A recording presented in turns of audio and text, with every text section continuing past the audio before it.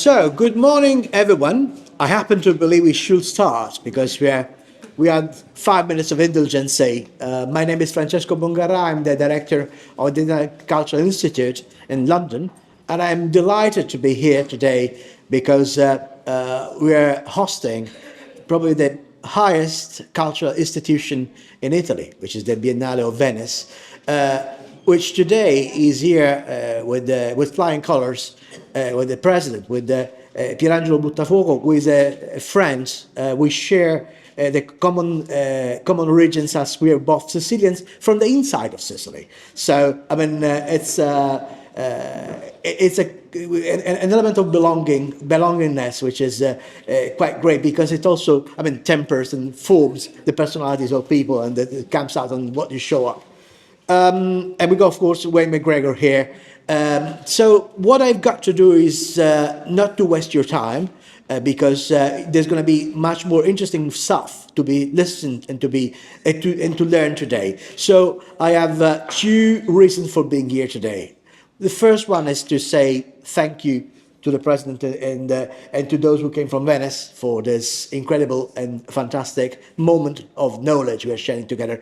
The second one is to launch a video which has been produced by the Biennale of Venice that we're going to see, and then we'll listen to President Buttafuoco. Thank you very much.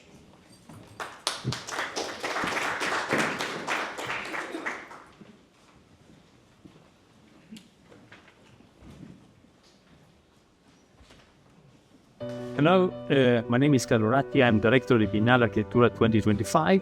The theme is intelligence, natural, artificial, collective. Together, we will explore how architecture can help with one of the most important challenges today, adaptation. Hello, I'm Willem Dafoe, director of the Theatre Biennale. I look forward to seeing you in Venice. Theatre is body, body is poetry. Hi, I'm Wayne McGregor, Director of Dance at the Venice Biennale. I'm looking forward to seeing you all in July in Venice. Dance is everywhere, and it's inside all of us. Hello everybody, I'm Alberto Barbera, Director of the Venice Film Festival, and I'm looking forward to seeing all of you at the next Mostra del Cinema at the end of August. If you love films, Venice is the place to be. Hello everyone, I'm Caterina Barbieri and I'm the Artistic Director of the Music Biennale, which will take place in Venice in October 2025. The title of the festival is La Stella Dentro.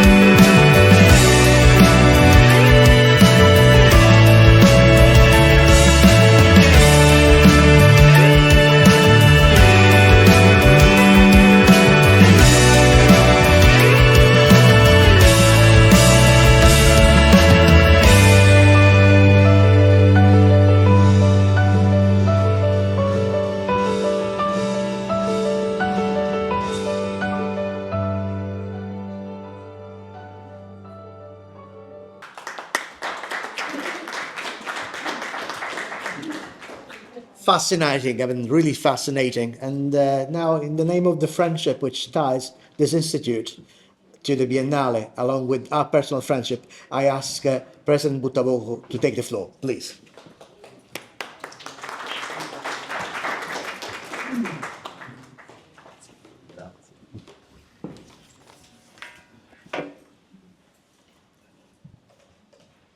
Il video, The video, the film, Ha dimostrato demonstrated nella sua in its sequenza sequence quello che what the Biennale, the Venice Biennale, the foundation of Venice Biennale, innanzitutto is, first of all, in the ed world. è una responsabilità It is a responsibility, that of the Biennale, quella di that of custodire keeping l'efficacia the delle discipline efficacy of the disciplines of art nella scena internazionale, within the international scene and in the di awareness essere of being la esatta the descrizione exact della description contemporaneità. of what is contemporary. Io I ringrazio il direttore would like to thank the director per Bongarrà aver ospitato questa for giornata hosting che per me the rappresenta today, innanzitutto, lo dico which per for me me it personalmente, represents especially, and I'm saying it for myself especially, the honor and the pleasure raccontare la of Biennale telling attraverso the uno Biennale, dei of suoi giving an explanation of the Biennale through one of its major protagonists. And so I have the honor and the pleasure of being here today with Sir Wayne McGregor, director of the Biennale Danza, but at the same time of being able to tell with my colleagues who are here with me what the foundation of the Biennale di Venezia creates every day to be aware also of its own 130 years of history to the service of a public who knows all the stories, all the flags of the world, the histories and the flags and the fates of the world, even more so today that the world is changing within half a day.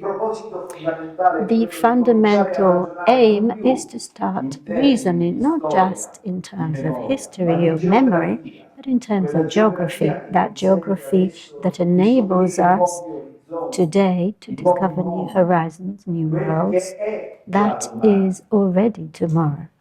I am away from London. I've been away from London for a long time, and when last night I took a walk in the cold and solitude and the noise of this metropolis, I recognized something unknown to me, to my eyes, but to you is familiar, that of hearing within next to me, or to hear the whole world walking beside me.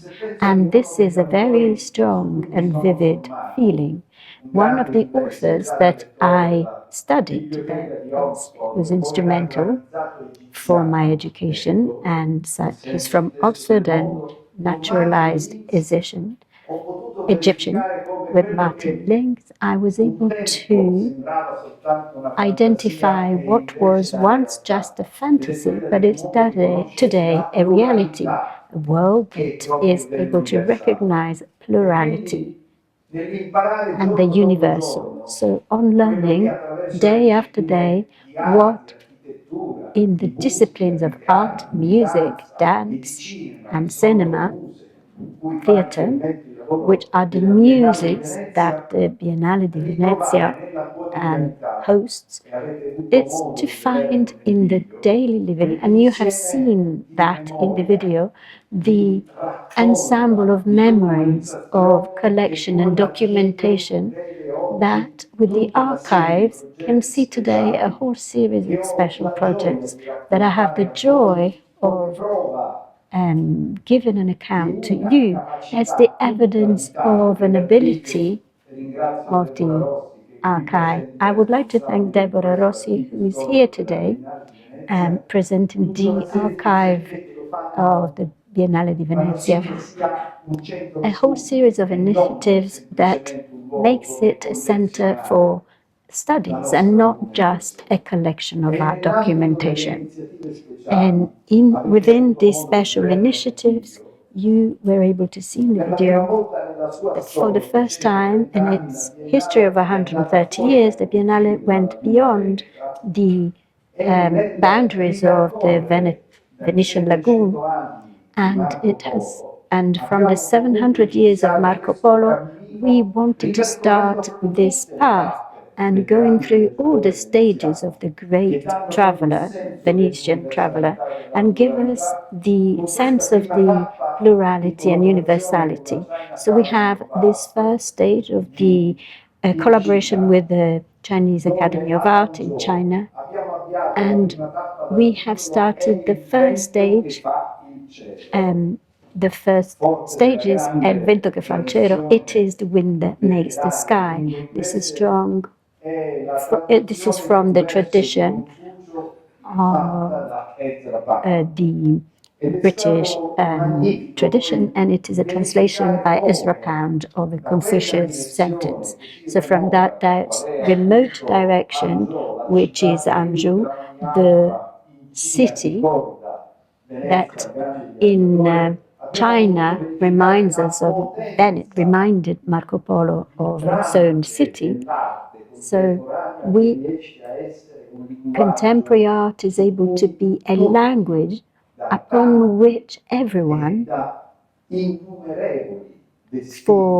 from numerous faiths of population, can find a common language.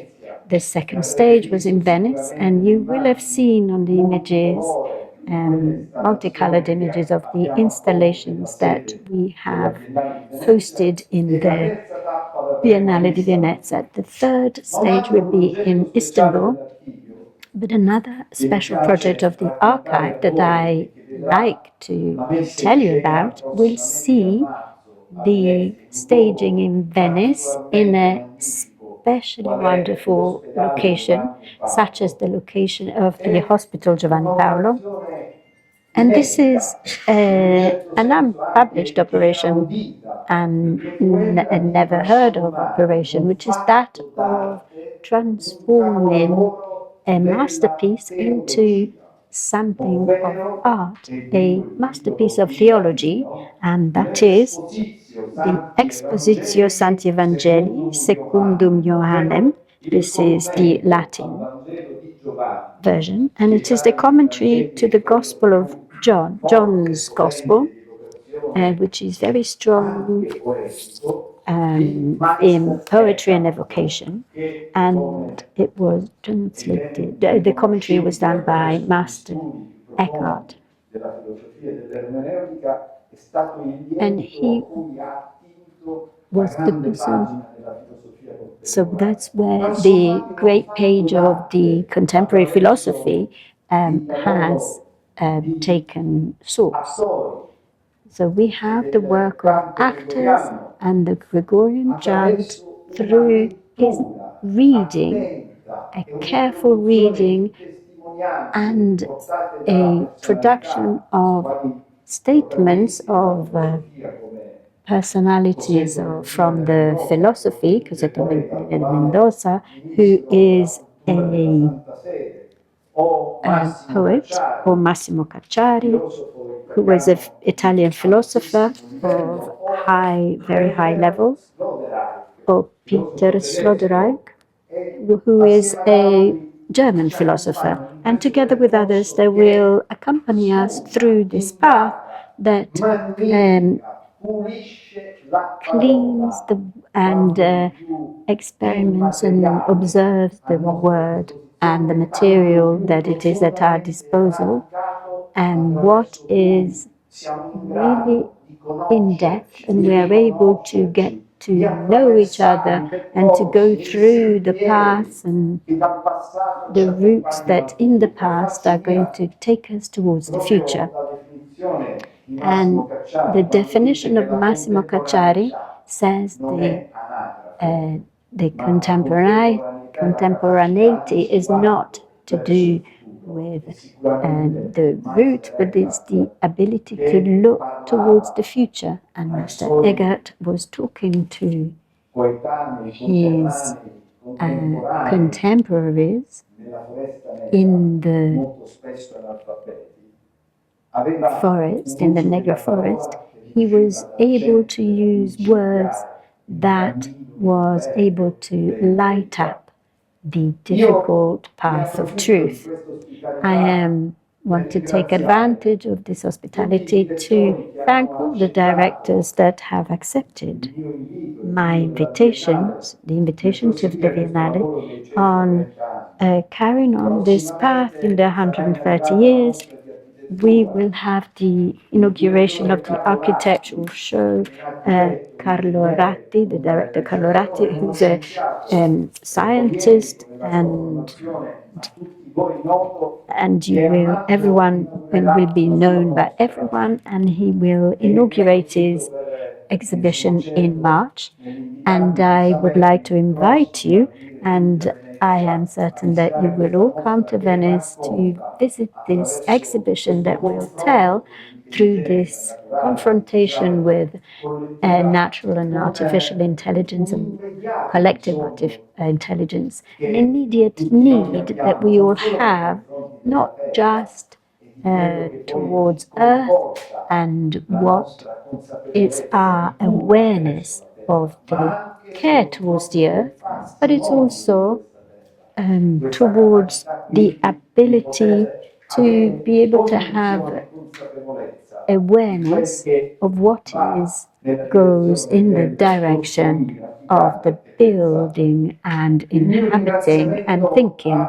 I would like to thank Alberto Barbera, who has accepted to carry on being the director of the exhibition of the cinematographic art.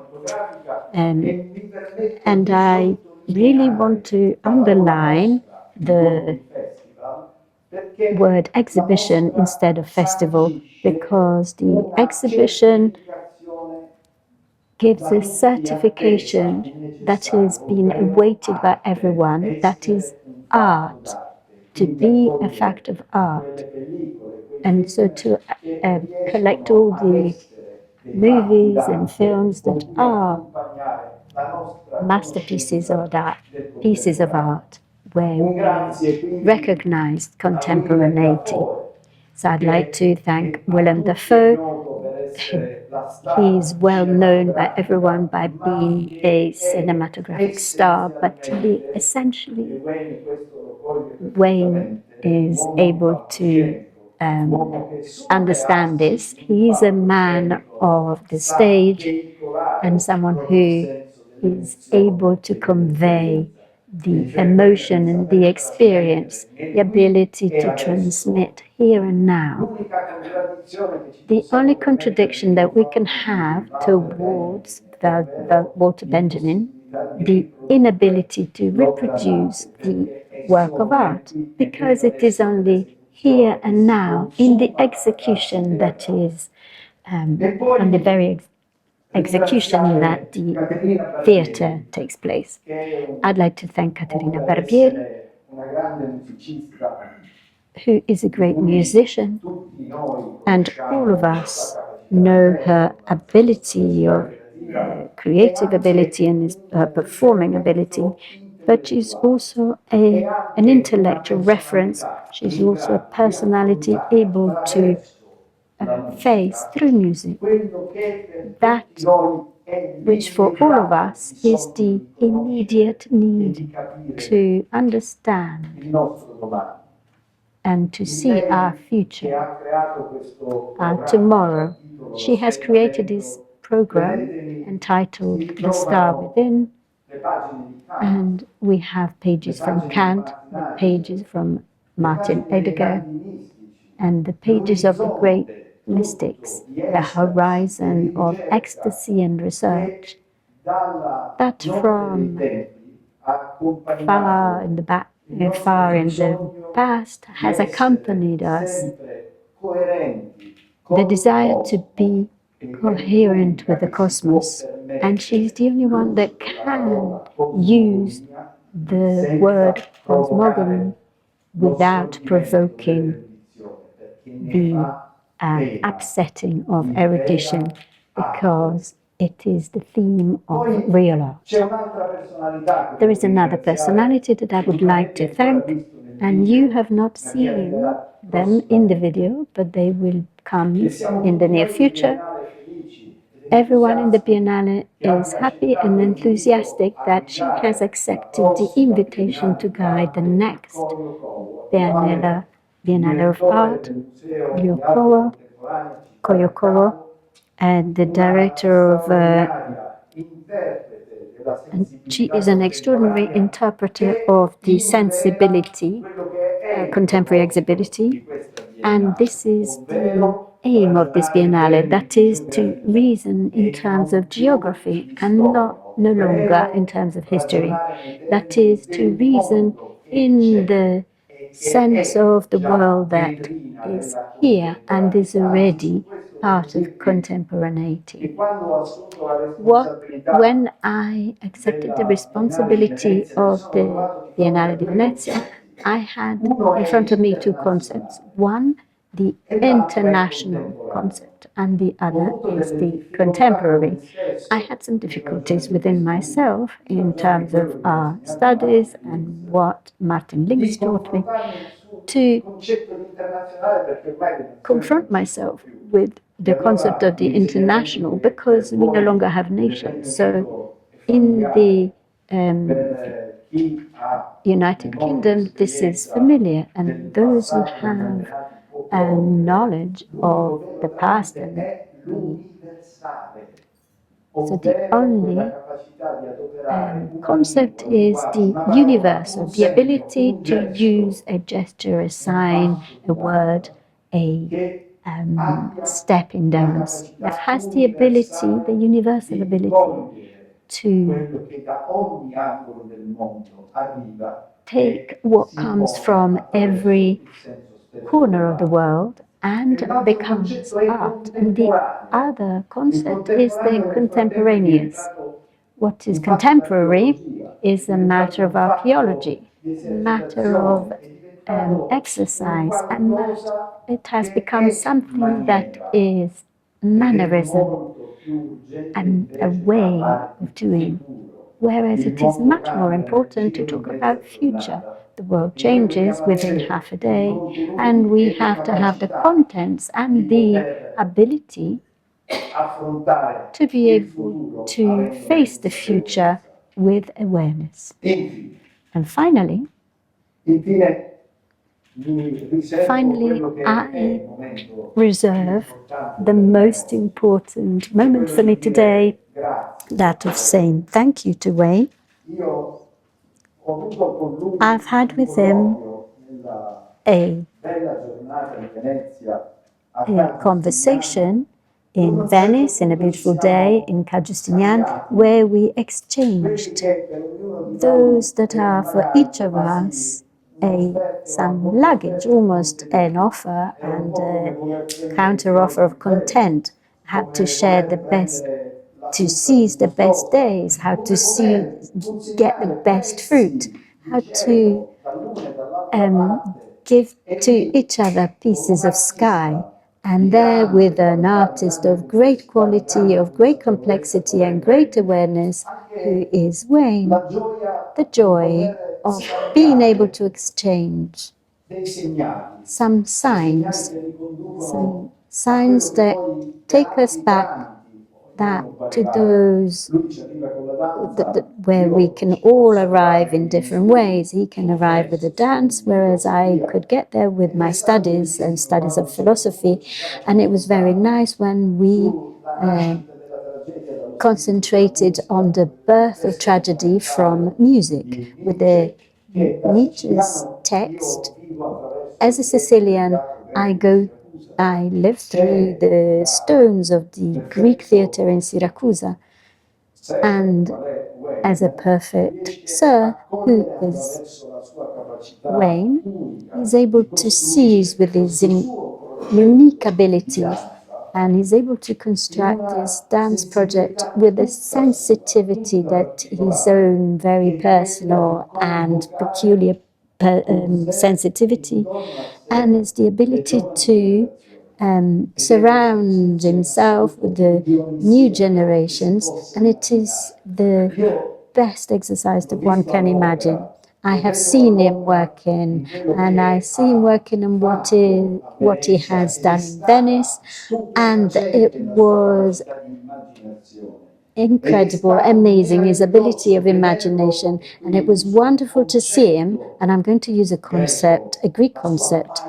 His ability to create, to form, to educate, to be, first of all, a tutor, a teacher with the young people of the College of Dance. And this has convinced me of his ability to have a vision. And what he will give us is certainly a sense, a full sense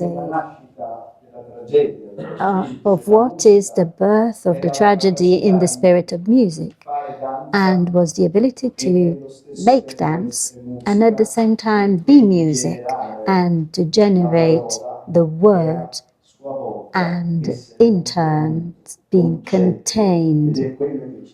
And that is what enables us today, on this day, this year, in this time, in this city that is able to be world, the ancient precept that imposes upon all of us to get to know, in order to know ourselves, to listen, to be able to speak, and first of all, and most of all, if I may, to learn to love even more than being loved, because the secret form of art, architecture, music, theatre, dance is still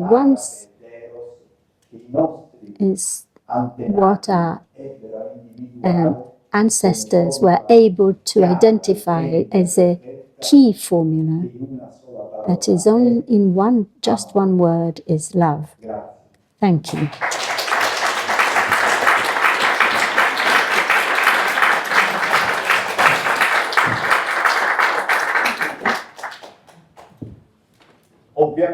Obviously, Sir Wayne McGregor.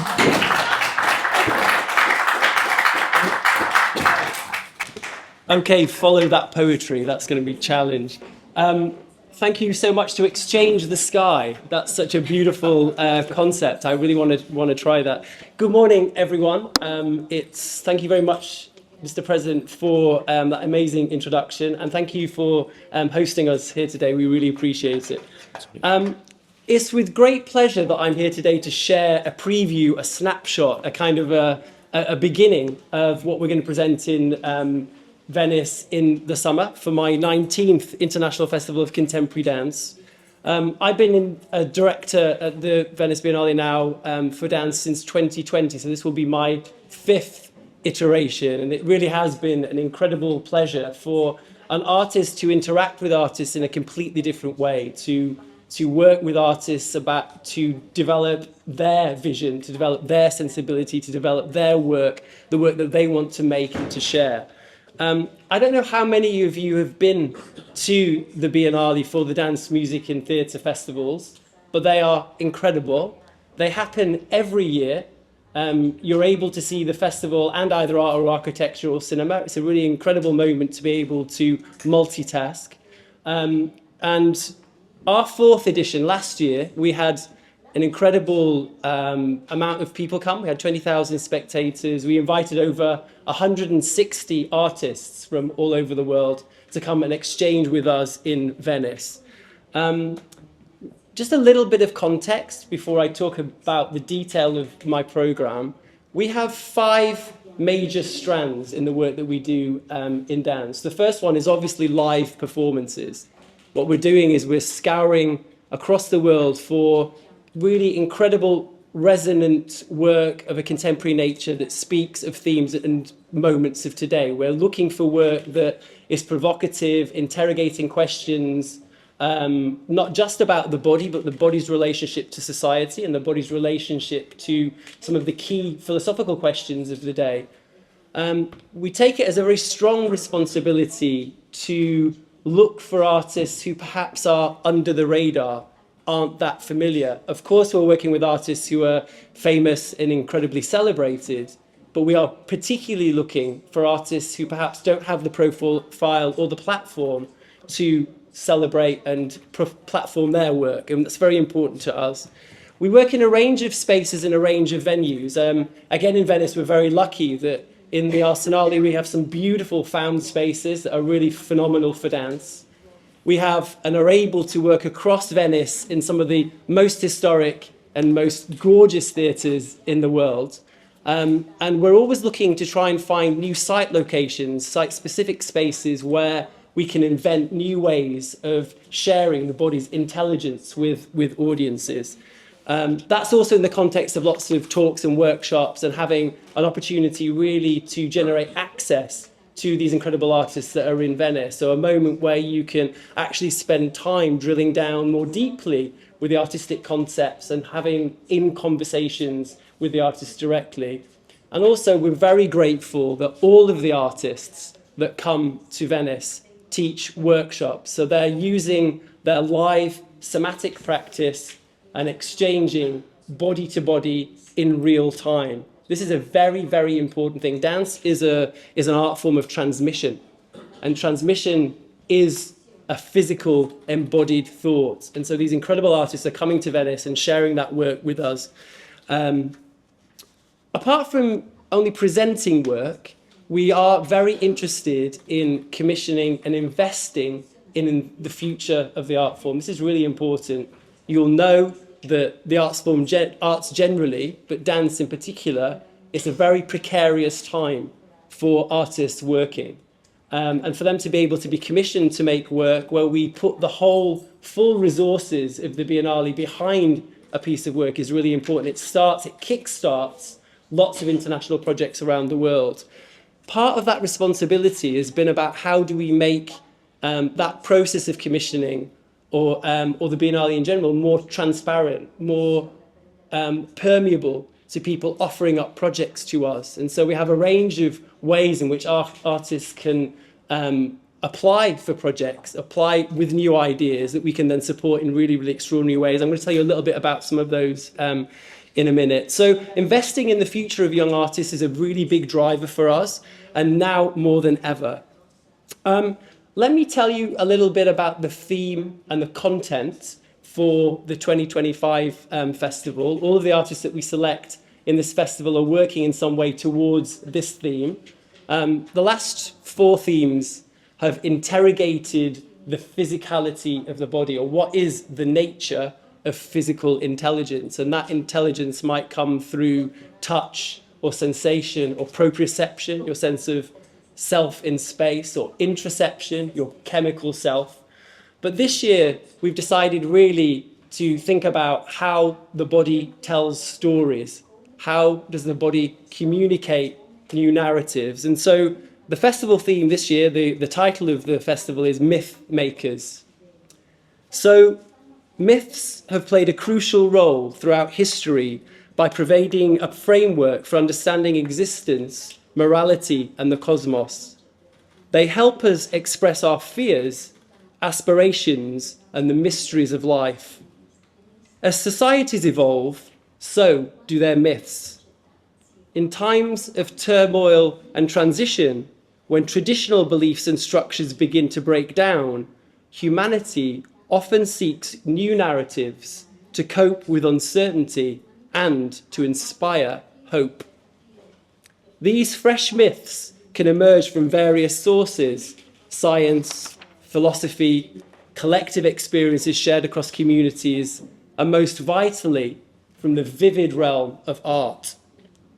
Consider the remarkable creative acts of the past, the Nubian pyramids, the ancient cave paintings of Azerbaijan, the mosaics of Iran, the classical texts, music, sculpture, and poetry, as well as the extraordinary performance rituals, the dances, the songs that continue to haunt us, inspire, evoke, stimulate, challenge, and often shake us. Through their inexplicable creativity, artists have always been the myth makers of their day. And it is in their legacy that we delve into the depths of our inner selves while articulating universal truths that resonate across times and cultures.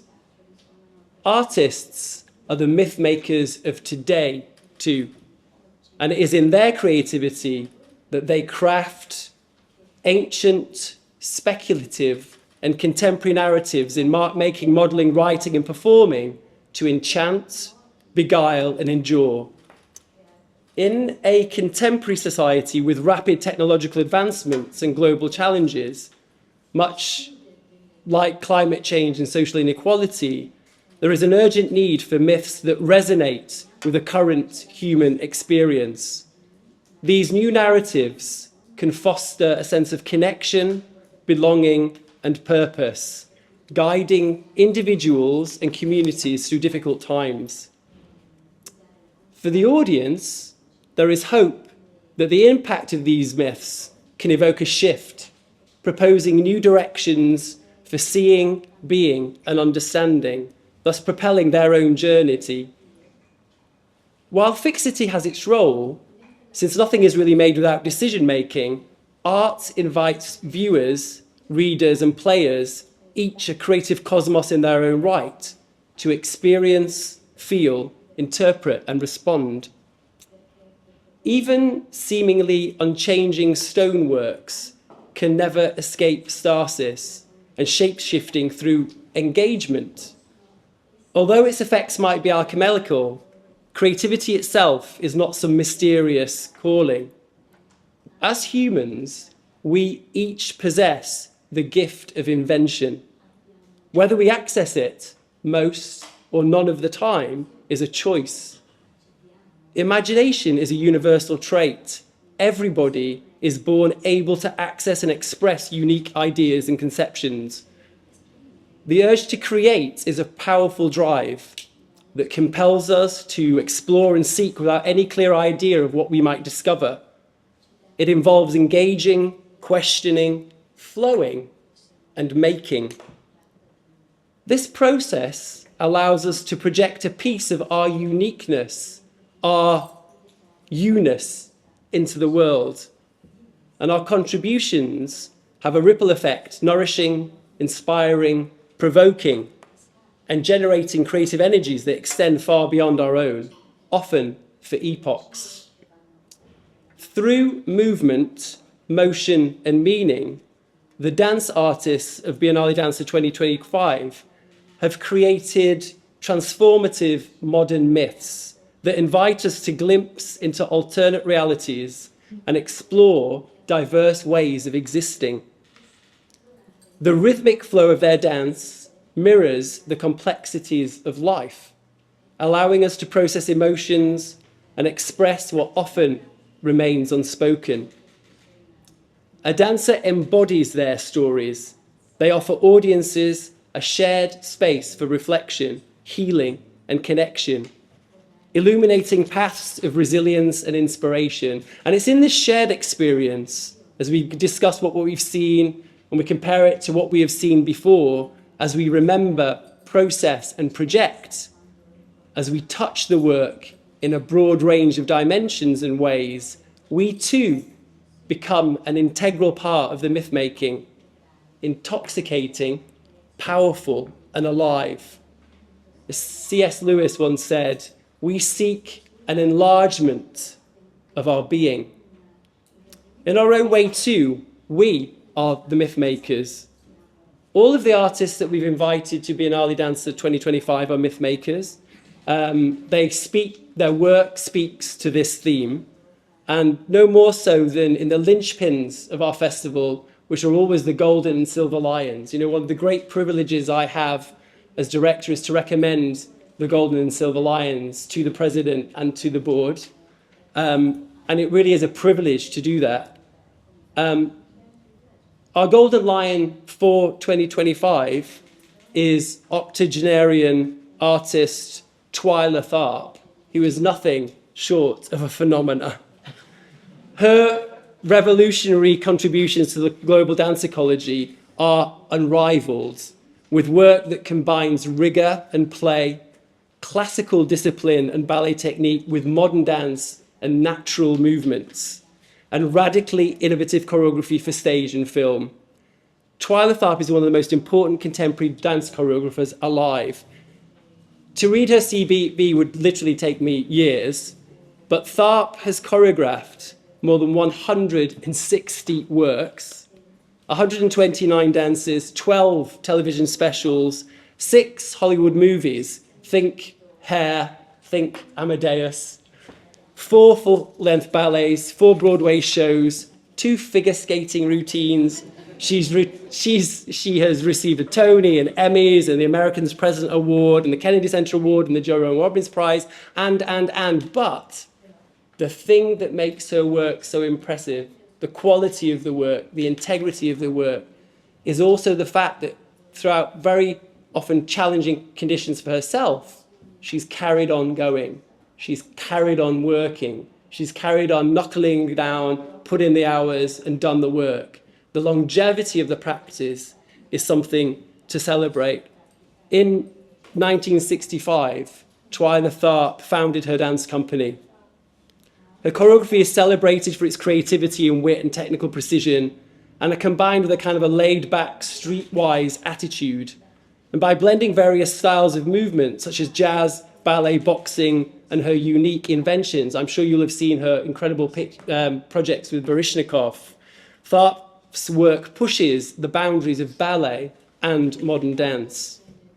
She's also written books. She's written an autobiography, she's written incredible books about creativity, about collaborative practice, about how we can live more embodied lives, how everyone can live a more embodied life. So we will begin the 2025 Biennale Danza with this legend. She'll be celebrating her 60th choreographic anniversary and her 84th year with a European premiere of her groundbreaking new collaboration with a music icon, somebody you might have heard of, Philip Glass. A breathtaking dance to Glass's music performed live by the Third Coast Percussion on a unique collection of custom-designed percussion instruments. In addition, she'll be working on her Beethoven's intensely demanding masterpiece, Diablo Variations, revealing its elegant humour and technical prowess. Our silver lion this year is Carolina Bianchi, a Brazilian playwright, author and performer based in Amsterdam. She mixes visual and cinematic references in her work, filled with musical mashups to confront reality. Her research inhabits spaces between theatre, performance and dance, addressing issues of gender in crisis, sexual violence and art history. In 2023, she premiered the first chapter of her trilogy, The Bride and Goodnight Cinderella, delving into the profound horrors of sexist violence, akin to a Dante-esque descent into the deepest realms of hell, immersing us in a space where memories intertwine and become indistinct. Drawing inspiration from a range of artists, she employs her own body as a central element of her work, firmly rooting herself in the tradition of feminist performance while simultaneously critiquing it. As she evolves her sensationalist trilogy of works, she will remain at the cutting edge of this radical performance, reminding us of the essential need for uncompromising new artistic voices. Carolina will present chapter 2 of her provocative and confrontational trilogy, Cadella Forza, The Brotherhood, delving into the complexity of some pacts of masculinity, the oranges of brotherhood between men and their codes inscribed in violence. She creates a challenging dialogue between dramaturgy and trauma, possession and radical poetry, the origins of misogyny and a sexuality in crisis. I touched on a moment ago this need for us to invest in artists, to make work that really is the work that they want to make. And our Silver Lions are younger artists who have made really important work, but have a long way to go. And part of winning the Silver Lion in dance comes with a commissioning award. It comes with a cash prize, which is very, very unusual in the arts. This allows those artists to create their next big project. And so we're delighted that the Chinese choreographers Tao Ye and Duan Ni from Tao Dance Theatre, our Silver Lion winners of 2023, will return to Venice in the European premiere of 2 new works from their numerical series, number 16 and 17, both co-commissions by the Biennale. This is a series of rigorous, minimal, beautiful, aesthetic work that develops their innovative approach to movement through a new technique that they call the circular movement system, a dance marked by the ritualistic repetition of the body, which focuses the viewer's attention to a gesture devoid of all ornamentation. It's very, very pure, exquisite dance, bodies in spaces moving and communicating. All of the pieces in this long collective of the numerical series showcase pure dance. In series 16, there will be a concentration on movements of the head, which in its most hidden and least visible area becomes the linchpin of movement. And in 17, explore the relationship between the shape of sound. So the shape of sound and the movement of the body, of which choreographers call a kinesthetic imagining of sound. So one might be able to say that it's a kind of an acoustic image. If I were to say to you now, wah, we all have a sense of what the wah shape is. This is kinesthetic sound, right? We can feel what the shape is from sound without me describing in my movement what the sound is. So this investment in the future also transpires in many ways. And every year we hold a choreographer call out for young choreographers, one for Italian choreographers or companies working in Italy, and one for international artists. And every year we are inundated by projects and visions and brilliant proposals. And this year I think we had almost 400 applications for this series from around the world.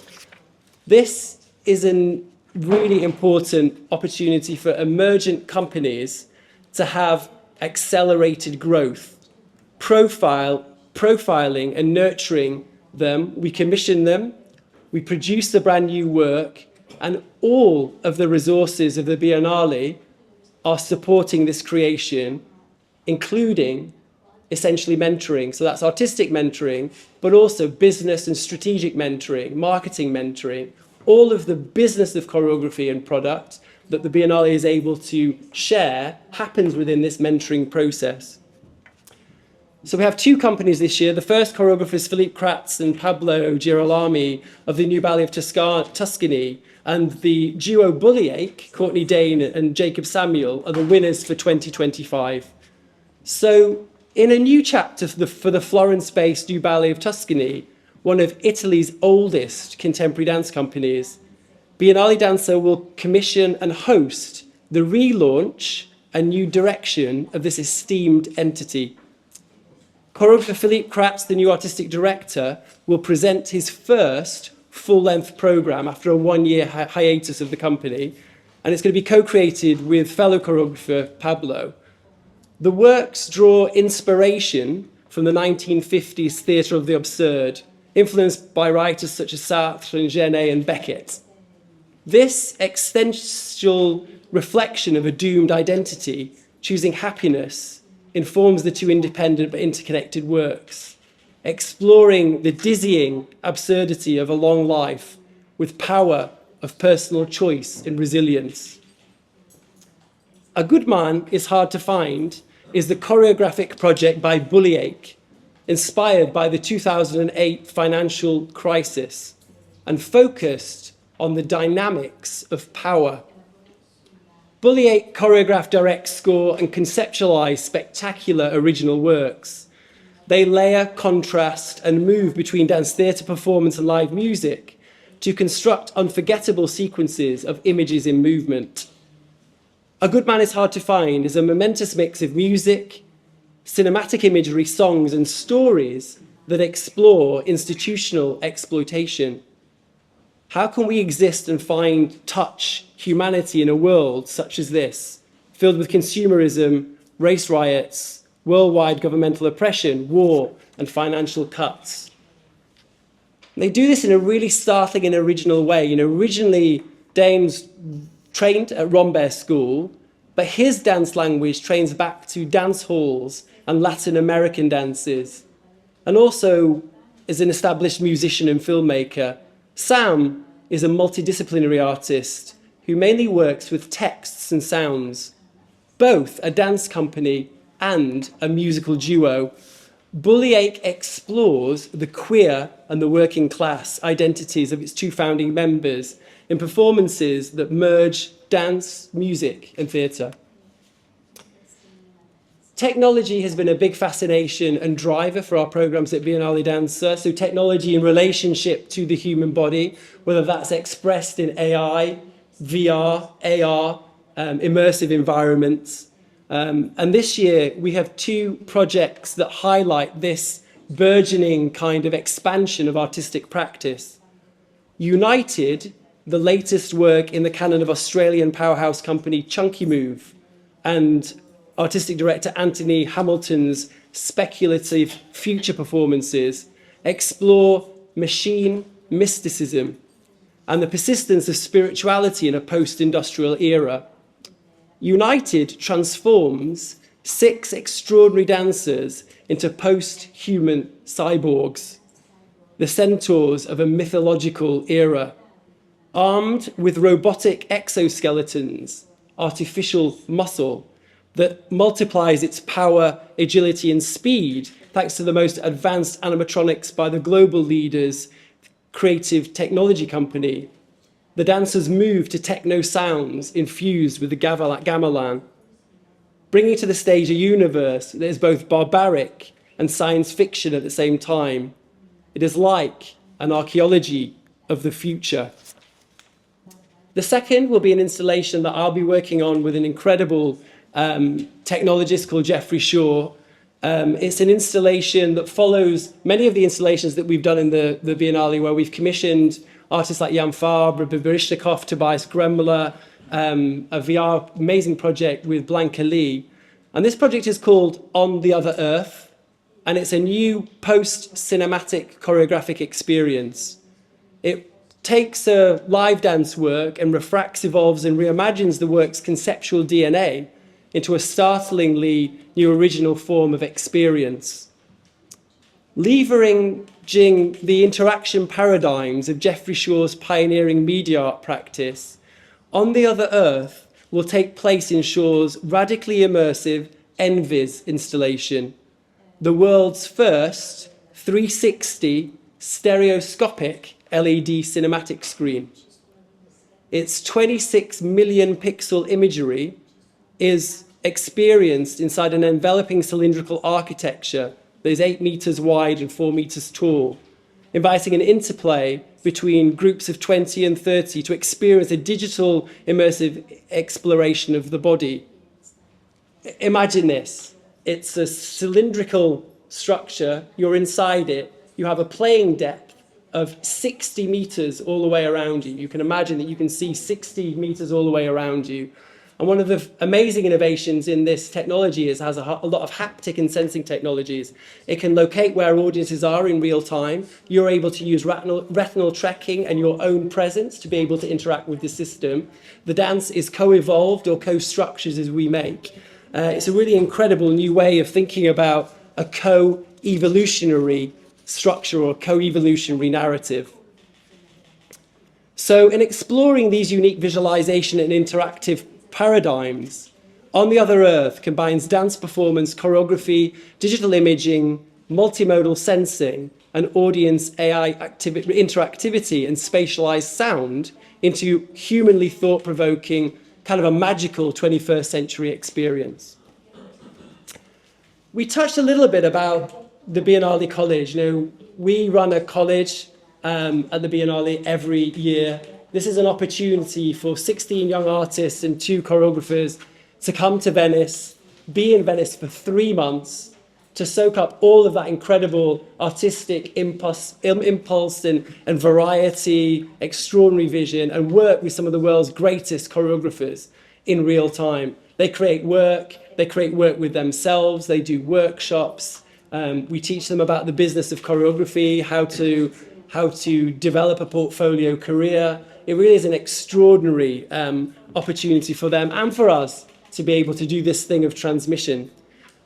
We always learn as much from them as we teach, and it is an absolute pleasure to be in the studios with them, not least because you will have seen on the film, we have some of the most beautiful studios in the world that are in themselves so inspiring.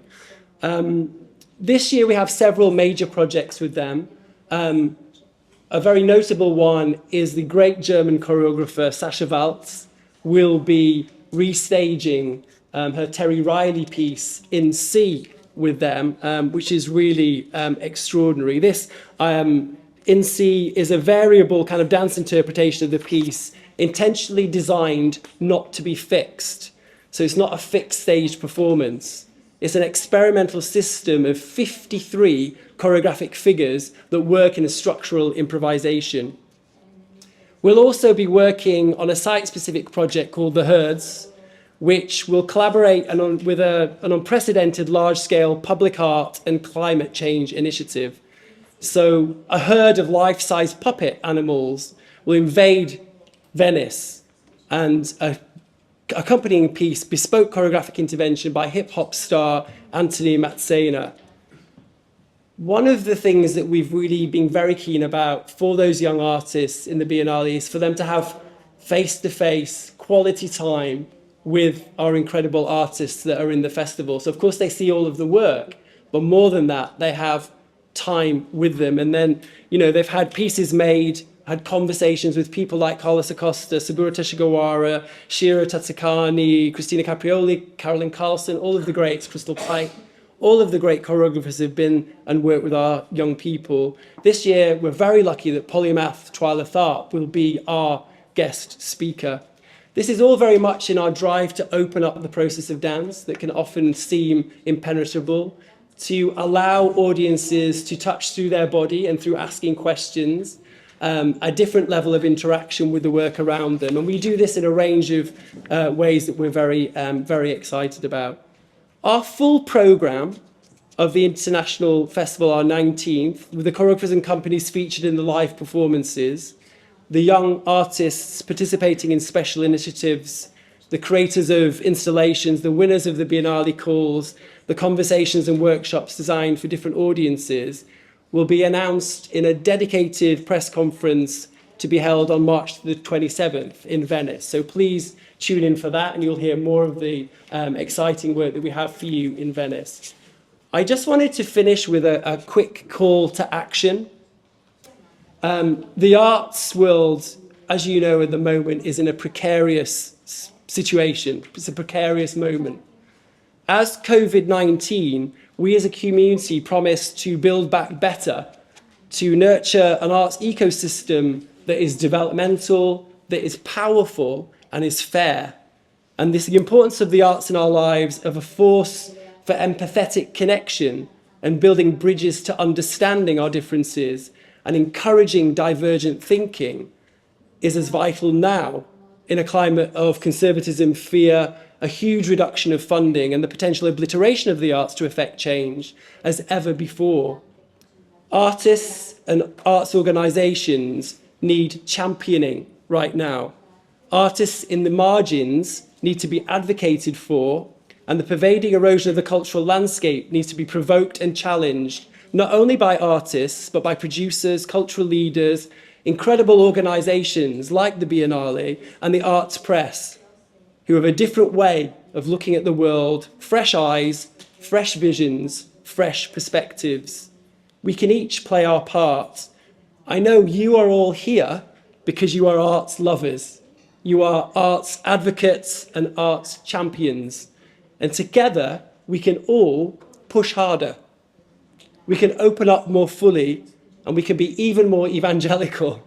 So please push your editors to give you more space to cover the arts. Write more news stories, write more editorials, get work more online, put the arts on TV. I have to say, RAI do an incredible job of supporting the arts in relationship to culture. All of the biennales that I've worked on, we've had major documentaries made about the work. They've been on, been profiled on really important time of the day, really centralizing the arts into our consciousness. It's really, really important. So please help us. Let's all work together in keeping the art in the public consciousness. We all understand it's truly worth fighting for. Thank you for you doing your fighting. We will continue to fight, and please come to Venice. Thank you very much.